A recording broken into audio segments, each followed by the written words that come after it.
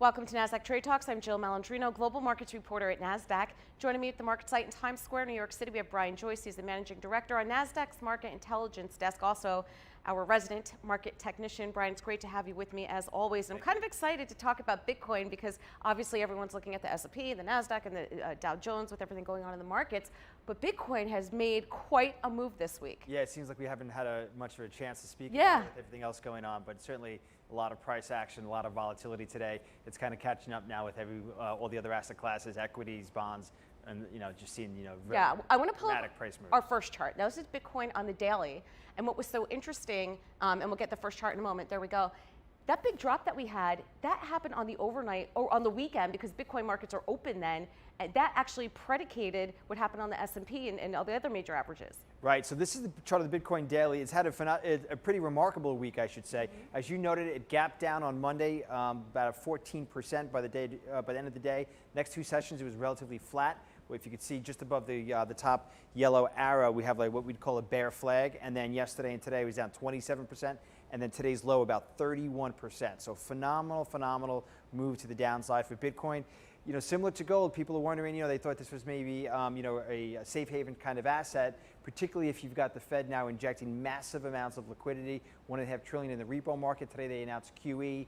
They're going to go out to the curve all the way out to the 30-year with purchases. I think it's like $80 billion a month. So you would expect things like Bitcoin to trade up on that. But what I think the bigger issue here is in the very near term, you have the source of funds. Investors need liquidity, and Bitcoin has been doing well. It's still up year over year, at least it was up until this week. And so you need to sell even your winners in order to offset what's going on in other parts of your portfolio and the margin calls, things like that, et cetera. Well, let's take a look at the weekly chart on Bitcoin just to get a longer term outlook. What is this suggesting in terms of price action? Well, so this is very interesting. So the 200-week moving average, which is the violet colored line right here, is typically what technicians will look to as their secular trend. And you can see it's been support on major pullbacks for Bitcoin last year in January of 19. When we declined about 85% off of the prior year highs. Back in 2015, we had a very similar 85% decline, and the 200-week again was the support level. Now, this week here in Bitcoin, with today's price action, it was down about 30% below the 200-week moving average. It's the first time it's broken below it since all the way back in 2015. So it has recovered much of that. It's about maybe 6% below it. If it closes below it this week, it's not the end-all be-all. Let's see what happens next week if there's downside follow-through. But and also I would just note in early 15 we went about 20%, maybe 16-20% below it. So, but if this does break down below this long-term moving average, I think you'll see a lot of people questioning whether or not this secular bull market in Bitcoin is still in play, or is it now entering in a bear market. All right, let's take a look at our next chart here. Of course, we want to take a look at the broader market on the S&P 500. And again, we're trying to show just how volatile the market is. I mean, these are pretty incredible moves that we have. The velocity of the moves is also what's been astounding. Yeah, the couple of prior times we spoke about the S&P, we were looking at the daily period charts, and it almost looks like a straight line down. But if we zoom in, we have the hourly candlesticks here. And what we can see is that we had an initial move over approximately 7 sessions, down 16%. We'll call that wave 1. We had a relief rally over just 2 sessions, about 280 points, and we gained about 10% there. We stalled right at the 50% Fibonacci, which was also right in line with the gap level from one of the prior sessions of the prior week, I should say, and that was around 31.16. So there's your cluster of technical resistance. We made a double top there and rolled right back over, and now we're in wave C, which yesterday bottomed about 21% off of last week's high. The total move down from the top, which is about 16 trading sessions, has been almost 27%. So just a phenomenal move to the downside. If you see many of these little rallies along the way down stalled at those gap levels or within the gap. So gaps are, a common area where you could expect resistance or support in downtrends. They often act as resistance on bear rallies up to the upside. So that certainly was the case here, proved to be the case on March 10th or 11th, again back on the 8th or the 9th. And then initially, as we noted, on the 4th or the 5th right there. So gaps can be good areas where you could establish risk levels if you want to enter into a new trade. Again, you should always know your time frame. Make sure you have a proper position size. And if it goes against you, don't try and be a hero and wait it out thinking you're right. just cut your losses and move on. All right, let's take a look at our final chart here. We have the 10-year, and I think this has been really one of the incredible stories.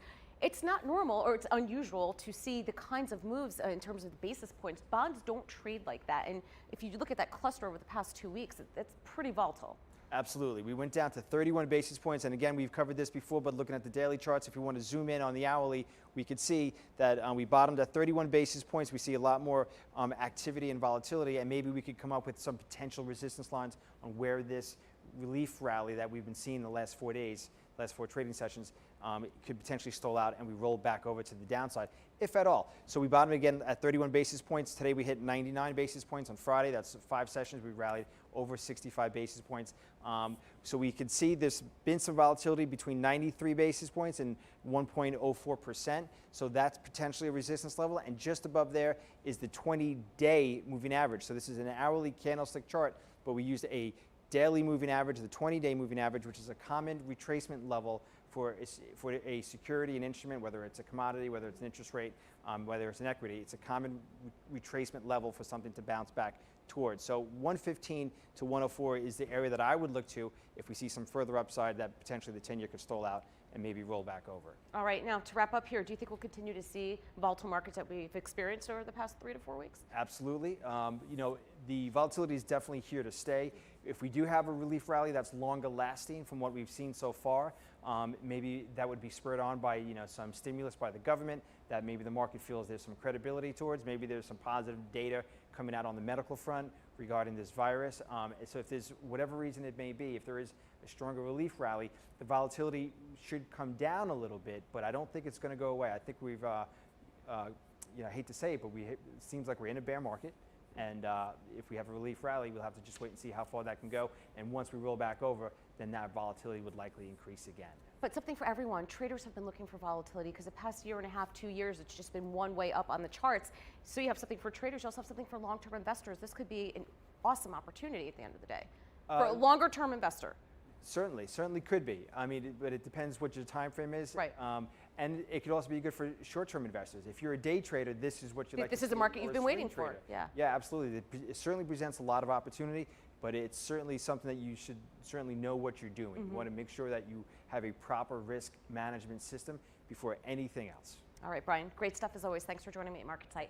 And thanks for joining us on Trade Talks. I'm Jill Malandrino, Global Markets Reporter at Nasdaq.